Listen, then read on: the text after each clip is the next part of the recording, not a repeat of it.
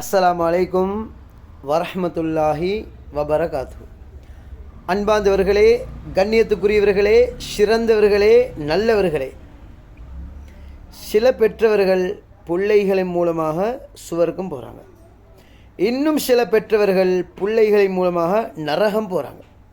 அது எப்படி? நாங்கள் பிள்ளைகளுக்கு மார்க்கத்தை படித்து கொடுக்கல, இஸ்லாத்தை படித்து கொடுக்கல, அல்லாஹ் யாருன்னு படித்து கொடுக்கல, நபி ஸல்லல்லாஹு அலைஹி வஸல்லம் அவங்க யாருன்னு படித்து கொடுக்கல, குர்ஆனை படித்து கொடுக்கலேண்டா அந்த புள்ள செய்த பாவத்தில் ஒரு பங்கு உம்மா அப்பாவுக்கு வரும். கபருக்கு போனால் கியாமத்து மட்டும் அந்த பாவத்தில் ஒரு பங்கு வரும். அதே போல் பிள்ளைகள் அமல் செஞ்சா, துவா செஞ்சா, இஸ்திக்பார் செஞ்சா, உம்மா அப்படி பேரில் சதக்காக்களை கொடுத்தா அந்த நன்மையில் ஒரு பங்கு உம்மா அப்பட கபருக்கு கியாமத்து வரும் வரையில் வரும். ஒரு முறை ஈசா அலைஹிஸ்ஸலாம் ஒரு கபரை தாண்டி கொண்டு போகிறாங்க. அந்த கபரில் பயங்கரமாக வேதனை செய்யப்படுகிறாரு. அந்த கபராளிக்கு வேதனை செய்யப்படுகிறாரு. ஈசா அலைஹிஸ்ஸலாம் கேட்டான், யா அல்லாஹ், இவர் இவ்வளோ வேதனை செய்யப்படுறாரே, இவருடைய வேதனையை குறைச்சி போடே. அல்லாஹ் சொன்னான், அவர் பெரிய பெரிய பாவங்கள் எல்லாம் செஞ்சுக்கிறாரு. இப்போ ஈசா அலைஹிஸ்ஸலாம் அப்படி கவலையில் அப்படி போகிறாங்க.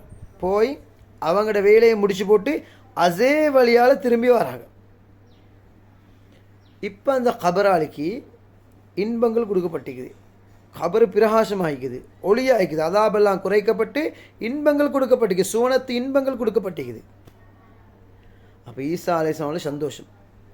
ஈசா அலைஹிஸ்ஸலாம் கேட்டாங்க, யா அல்லாஹ், நான் துவா கேட்டதினாலா இவருடைய வேதனையை குறைச்சாய்? அல்லாஹ் சொன்னா இல்லை.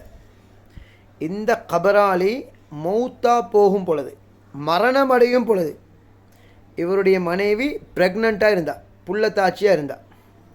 இப்போ அந்த புள்ள பெருசாகி இப்போ கொஞ்ச நேரத்துக்கு முன்னால் தான் அவுது பிஸ்மில் சொல்லி இஞ்சில் வேதத்தை ஓத ஆரம்பித்தது. அந்த காலத்தில் குர்ஆன் இல்லை, இஞ்சில் வேதம்.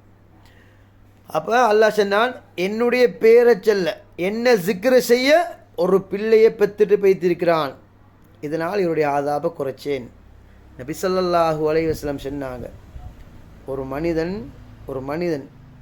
குர்ஆனை ஓதும் பொழுது, குர்ஆனை விளங்கி ஓதும் பொழுது, அதன்படி அமல் செய்யும் பொழுது, அல்லாஹ் அந்த மனிதனுடைய உம்மவாப்புக்கு சூரியனை விட அல்லது சந்திரனை விட ஒளியான கிரீடங்கள் அல்லாஹ் சுவர்க்கத்தில் அணிவிப்பான், தங்கத்திலான கிரீடம். அப்போ எவ்வளோ பெரிய பாக்கியம். அப்போ பிள்ளைகளை நான் கட்டாயம் மார்க்கத்தை கொடுக்கணும். இப்போ அந்த படிப்பு, இந்த படிப்பு, அந்த டிப்ளமா, இந்த டிப்ளமா, அந்த டிகிரி, இந்த டிகிரி எல்லாம் கொடுக்குறாங்க. வெளிநாட்டுக்கெல்லாம் போய்த்து அனுப்புகிறாங்க படிக்கிறதுக்கு. ஆனால் மார்க்கத்தை கொடுக்குறாங்க இல்லை. மார்க்கம் தான் மெயின். படிக்க வேணும்னு சொல்லலை, மார்க்கத்தை ஃபஸ்ட்டு கொடுங்க, அதுக்கு பின்னால் அடுத்தது கொடுங்க. இப்போ எந்த அளவுக்குண்டா புள்ள பெரிய படிப்பெல்லாம் படிச்சுக்காரு, உம்மடம் மையத்தை தொழுவிக்க தெரியாது, உம்மைக்காண்டி ஒரு துவா ஓத தெரியாது.